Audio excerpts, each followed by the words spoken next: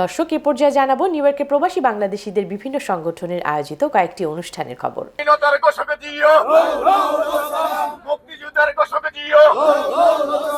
November মাসের ৭ তারিখ ছিল বাংলাদেশের জাতীয় বিপ্লব ও সংহতি দিবস।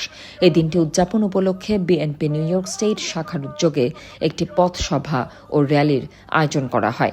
নভেম্বরের ১০ তারিখ সন্ধ্যায় জ্যাকসন হাইটে অনুষ্ঠিত ওই পথসভায় উপস্থিত বক্তারা বাংলাদেশের রাজনীতিতে ৭ই নভেম্বরের গুরুত্ব এবং শহীদ রাষ্ট্রপতি জিয়াউর রহমানের ভূমিকা তুলে ধরেন। নিউ ইয়র্ক স্টেটে বিএনপির সভাপতি মাওলানা অলিউল্লাহ আতিকুর রহমানের সভাপতিত্বে অনুষ্ঠানটি পরিচালনা এবং সঞ্চালনা করেন নিউ ইয়র্ক স্টেট বিএনপির সাধারণ সম্পাদক সাইদুর রহমান। অনুষ্ঠানে প্রধান অতিথি ছিলেন আনোয়ার হোসেন খোকন।